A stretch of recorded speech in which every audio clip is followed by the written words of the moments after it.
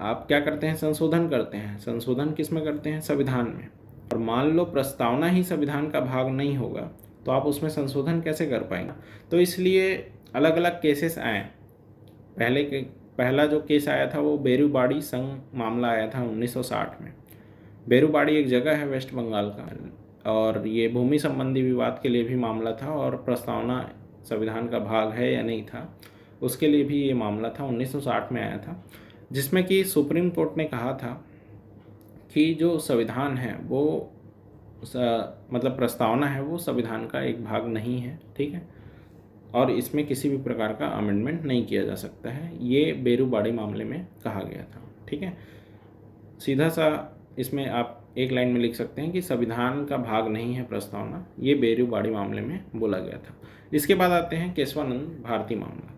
केशवानंद भारती मामला बनाम केरल राज्य, ठीक है। ये इसमें भी उच्चतम न्यायालय ने अपना जजमेंट दिया, और जजमेंट में ये कहा कि जो बेरुबाड़ी मामले में कहा गया था, ठीक है, बेरुबाड़ी मामले में क्या कहा गया था कि संविधान का भाग नहीं है, उसको उसने क्या कर दिया, अस्वीकार कर दिया। किसने, केशवानंद भारती मामले में सुप्रीम कोर्ट ने, ठीक है, मतलब अपने ही जजमेंट को उसने क्या कर दिया, पलट दिया, ठीक है। तो ये दो केस समझ करके आपको ये भी पता चल जाएगा कि सुप्रीम कोर्ट क्या कर सकती है, अपने जजमेंट को चेंज कर सकती है, ठीक है, समय के अनुसार। तो केशवानंद भारती जो मामला था ये संविधान का लैंडमार्क जजमेंट था। इसमें और क्या चीज़ हुआ था, एक तो बेसिक स्ट्रक्चर का कॉन्सेप्ट आया था, ठीक है। बेसिक स्ट्रक्चर मतलब संविधान का जो आप बोल सकते हैं कि महत्वपूर्ण हिस्से को आप चेंज नहीं कर सकते। मतलब अगर आपको संशोधन करना है तो महत्वपूर्ण हिस्सों को आप परिवर्तित नहीं कर सकते, या आधारभूत ढांचे का सिद्धांत उसको आप चेंज नहीं कर सकते, ठीक है। और केशवानंद भारती मामला था, उसमें ये भी बताया गया कि जो आधारभूत सिद्धांत है उसको कोर्ट बताएगी समय समय पर कि क्या आधारभूत सिद्धांत हो सकते हैं, ठीक है। तो केशवानंद भारती मामला, इसको आपको याद रखना है, 1973। इसमें लैंडमार्क जजमेंट ये था कि भारत के संविधान को आप अमेंड कर सकते हैं लेकिन पूरे अमेंड नहीं कर सकते हैं। मतलब आप क्या करेंगे, बेसिक स्ट्रक्चर को बना करके रखेंगे, ठीक है।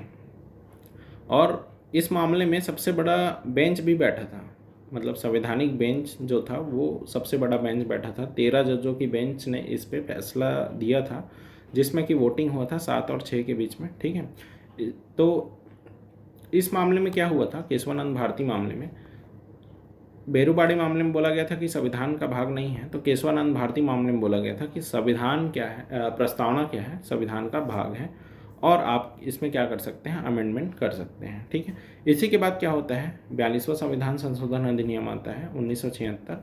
उसमें 3 शब्द जोड़े जाते हैं, ठीक है, समाजवादी, धर्मनिरपेक्ष और अखंडता, ठीक। तो ऐसे करके भारत के संविधान में क्या होता है, अमेंडमेंट होता है।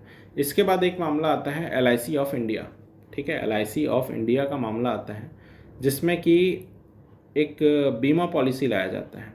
और बीमा पॉलिसी में क्या बोला जाता है कि ये बीमा पॉलिसी सिर्फ प्रतिष्ठित संस्थानों में कार्य कर रहे लोग, या सरकारी संस्थानों में कार्य कर रहे लोग, या अर्धशासकीय कार्यालय में कार्य कर रहे लोग ही उस पॉलिसी को खरीद सकते हैं, ठीक है।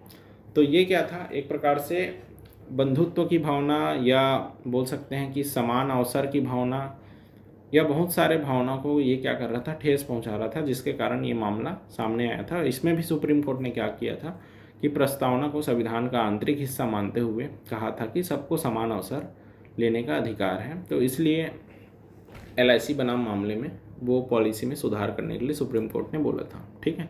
तो इस प्रकार से ये जो है संविधान का एक भाग के रूप में, इन जजमेंट के माध्यम से आप समझ सकते हैं कि संविधान के एक भाग के रूप में इसको माना गया है, ठीक है।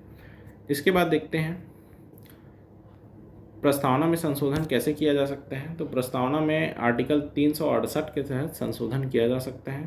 पहले बेरुबाड़ी मामले में बोला गया था कि संशोधन नहीं किया जा सकता है, लेकिन केशवानंद भारती मामले में बोला गया कि इसमें आप क्या कर सकते हैं, संशोधन कर सकते हैं, ठीक है।